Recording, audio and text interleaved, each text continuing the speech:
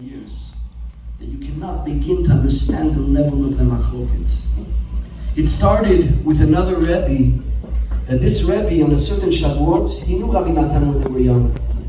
Rabbi Nathan went to Rabbeinu, he went on his own way, he became a big Rebbe, Savran. On a certain Shavuot, after Rabbeinu passed away, Savran had 500 people with him on Shavuot, 500. And Rabbi Nathan had 85. And the Rebbe of Savran became so jealous. He's so upset. What are you so upset? You have 500. He said, me? They all come to me, ask me to be parnasa. Everybody going to Rabbi Nathan, they ask to be tzaddik. The ones going to Rabbi Nathan, we don't go to Uman for parnasa. They come sometimes, but that's not where we go. We go to change. We go to get this chen. We go to get myself. Rabbi Nathan said, Rabbeinu said, it's like a story of a person that has a dream all the time. And he's dreaming that in a city of Vienna, under a bridge, there's a treasure. So he decides that he's going to go travel there. He gets there and he sees the guard. And he's trying to figure out how to get the treasure. The guard tells him, what do you want over here? He told him, I'll tell you the truth, I have a dream there's a treasure. He goes, silly person. I also have a dream in some city, in some house, underneath the house there's a treasure. You think I'm going to travel? And he was talking about the guy's own house. He went back to his house, he found the treasure. When you go to the tzaddik, you find yourself. You're not finding something else. You have a treasure. But you don't see it. The tzaddik shines the light on you that you will have it. We have to go to Rabbeinu again and again and again and again. But now Rabbi Nathan has machloket on him, ad kedi kach, that it's allowed to kill Rabbi Nathan. Psak halacha. Psak halacha from the Rebbe Nathan. To ruin their parnasa. This is a sect. This is a cult. These are dangerous people. We have to stop them. Yored chayav. To the point where Rabbi Nathan had only 5 people left that openly were with him. Some were hiding, but only 5 did not give up. And what it was to give up means you have to curse Rabbi Nathan. You have to curse him. And they did it. It was too much to bear. The kids are out of school, nobody's buying for you, they ruin you, it's impossible. This is really what happened. Rabbi Nathan at a certain point, it was on Hanukkah right now, and they decided that they have to start giving bribes. It's not working.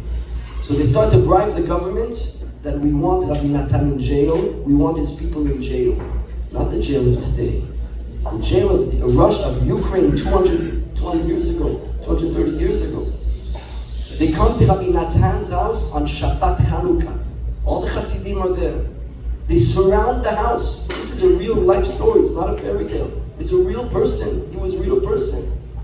They surround this house. Everybody out. They catch them handcuffs. Whoever's from Breslau can stay. Whoever's from another city. You are Batlanim. Mother Russia needs to have producing people that are producing, and you are people that are not parasites of society. Jail. Of course, this doesn't make sense. But when the Russian gets a little bit of money in his pocket, it doesn't matter what makes sense. He's going to do it. They take Rabbi Nathan has to run away. He flees the city, running from city to city with no money, with no supporters. At a certain point, Rabbi Nathan, only one person was sneaking a little bag of flour to him every day that he could have bread to eat. He had no bread to eat. He started rich. He started wealthy. He was supposed to be the Nava. He's willing for Rabbeinu to eat a piece of bread every day with his life in danger.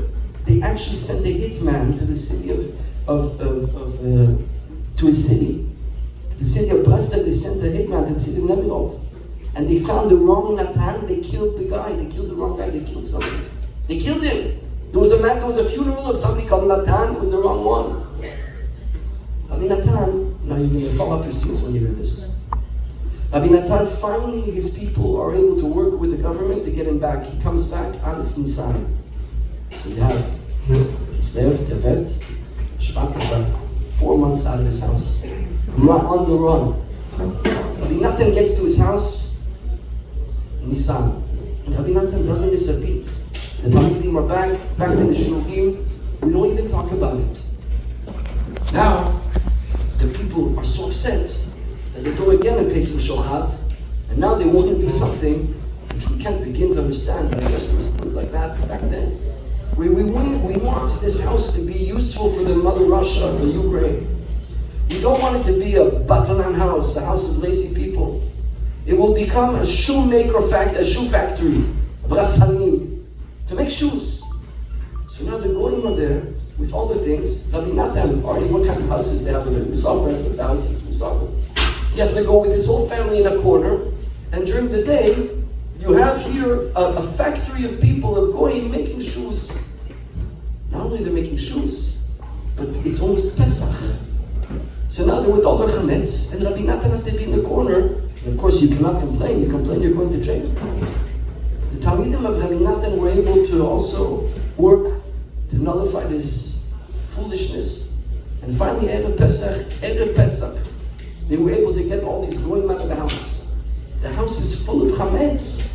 What would your wife do with a house full of chametz and Erev Pesach? She's going to go crazy. They don't miss a beat. Right away, cleaning the house, sweeping, mopping, painting, making the food, making the matzot. They didn't even have time to talk about it.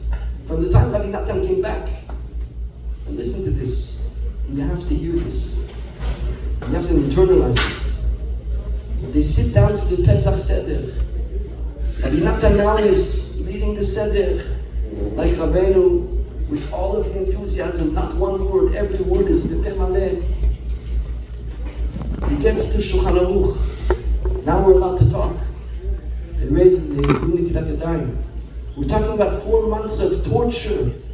We're talking about the last 2 weeks of... And now the family starts to vent. And the family starts to say, they start to talk about the people. They didn't see their husband for 4 months. The kids didn't see them. What would you talk about? Finally, the first time you have time to talk with your father is being run after to be killed. Kipshuto, to be killed, Kipshuto. What would you say? You see these people, Abba? These are Rishayim. You see what they did to us? What's going to be the gain they're going to have?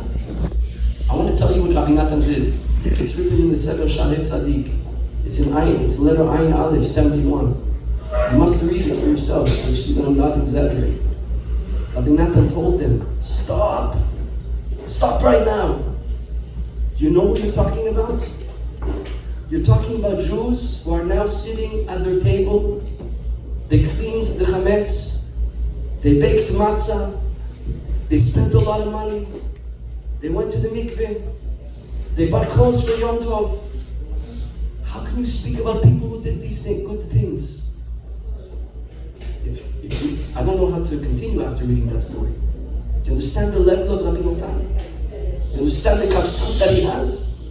Do you understand the Ayin Torah that he has? The one who's trying to kill him is speaking about it in Nekudat Torah. And another time they also said we have to do something back. And Rabbi Nathan told them in the same letter, he says, no, we can't do something back. We are the ones holding their tikkun. We have to give them the preparation for what they're doing. We have to fix them. We have the Sifrei Rester that's going to fix the whole world. If we fight back, we lose our Kedusha to help Am Yisrael. We don't fight, we help. And Rabbi Nathan didn't say a word. He went forward. Number one, something's missing. We're all missing. Number two, don't give up. Number three, go into the Sfarim, go into the light of Rabbeinu. It's easy. It's not hard. The Avodat Hashem is not hard. Every day halachot. Every day bodedut a little bit. Every day to talk to Hashem. To learn the writings of Rabbeinu Kadosh. To go to Shiurei Torah. To travel to the Tzaddik. You'll get it. Just don't give up. And stay with the group. I've said the message 10 times here in Florida. Because it's the message that I got 100 times. Alone, we are all very weak. The Midrash says if you take one reed, you can break it like nothing. If you take 10 reeds and you put them together, even a giant cannot break them. They will never break. Alone, we can do nothing. Together, we can do everything. In Torah Yudalit, it says over there that the tikkun of the tzaddik is only through the group.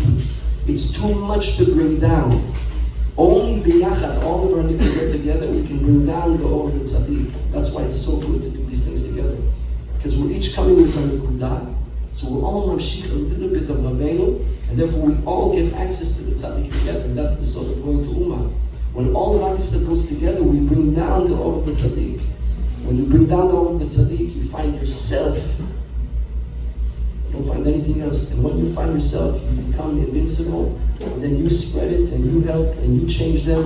And you don't talk about anybody else. You repair the other people. Toda rabah. Thank you very much, Rabbi.